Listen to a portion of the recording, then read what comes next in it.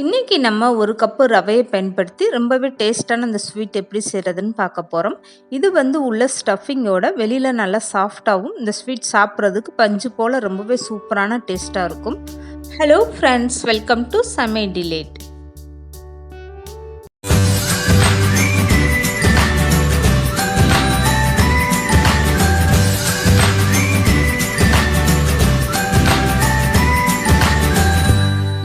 Sweet செய்கிறதுக்காக ஒரு cup அளவுக்கு நான் ரவை எடுத்திருக்கேன். பொடியான ரவை எடுத்துக்கோங்க. இந்த ரவை வறுக்காத ரவை தான்.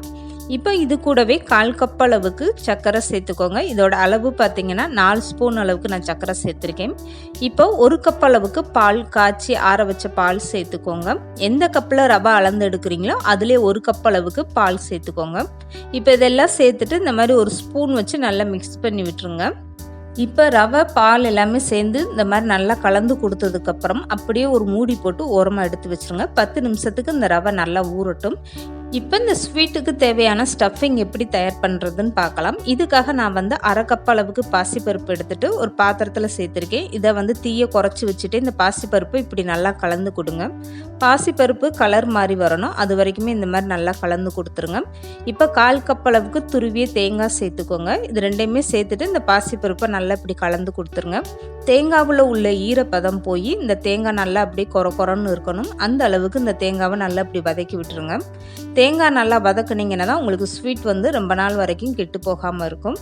இப்போ பாசிப்பருப்பு நல்லா கலர் மாதிரி தேங்காவுமே நல்லா உதிரியாக வந்துருச்சு. இந்த ஸ்டேஜில் 3-4 ஏலக்காய் சேர்த்துக்கோங்க. இதையுமே சேர்த்துட்டு ஒரு டைம் இந்த மாதிரி நல்லா கலந்து கொடுத்துட்டு இப்போ ஸ்டவ் ஆஃப் பண்ணி வச்சுருங்க. இந்த பாசிப்பருப்பு நல்லா ஆறுனதுமே மிக்சி ஜாரில் சேர்த்துட்டு அரைச்சி எடுத்துக்கோங்க. இப்போ இந்த ஸ்வீட்டுக்கு தேவையான சுகர் சிரப்பு தயார் பண்ணிடலாம். இதுக்காக 1 கப் அளவுக்கு நான் சர்க்கரை எடுத்திருக்கேன். இதை ஒரு பாத்திரத்தில் சேர்த்துட்டு 3/4 கப் அளவுக்கு தண்ணி சேர்த்துக்கோங்க. இப்போ தண்ணியும் சேர்த்துட்டு இந்த சர்க்கரை நல்லா இப்படி கலந்து கொடுத்துருங்க. இந்த சுகர் சிரப்பு கம்பி பதம்லாம் தேவையில்லை. இந்த சர்க்கரையெல்லாம் நல்லா கரைஞ்சிட்டு நீங்கள் கையில் தொட்டு பார்த்தீங்கன்னா லைட்டாக பிசுபிசுப்பு தன்மை இருக்கும். அந்த ஸ்டேஜில் நீங்கள் ஸ்டவ் ஆஃப் பண்ணி எடுத்து வச்சுருங்க.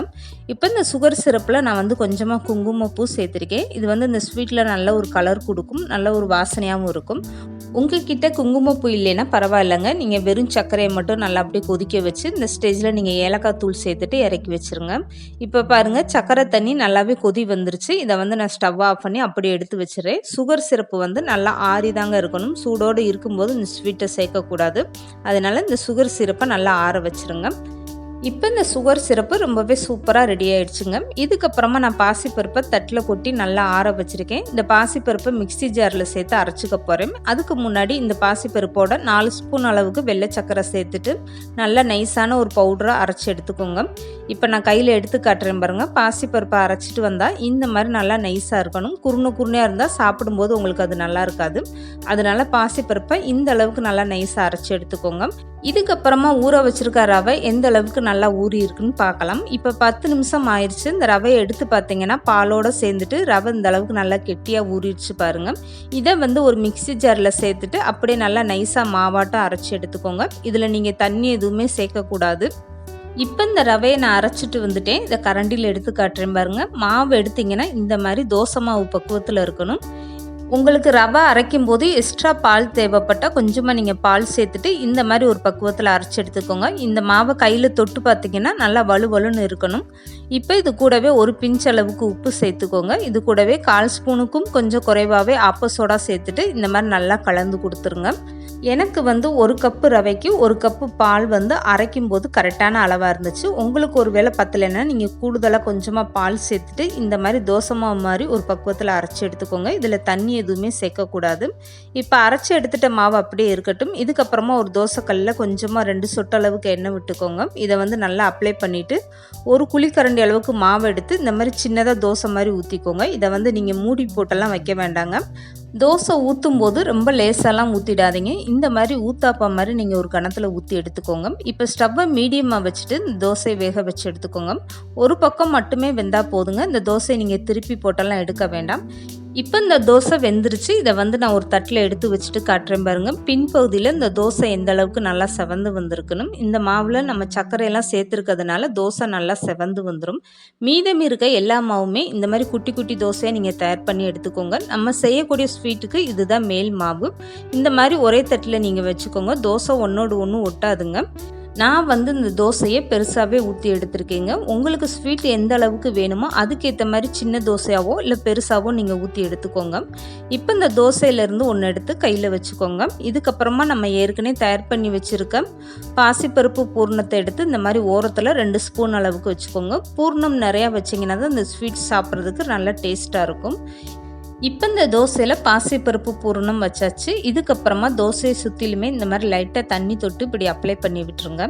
இதுக்கப்புறமா இப்படி 2ஆக மடிச்சுட்டு அப்படியே நல்லா அழுத்தி விட்டுருங்க. உங்களுக்கு உள்ளே சேர்த்துருக்க பூர்ணம் வெளியில் வரக்கூடாது. அந்த அளவுக்கு நல்லா இப்படி விரல்னால அழுத்தி விட்டுருங்க.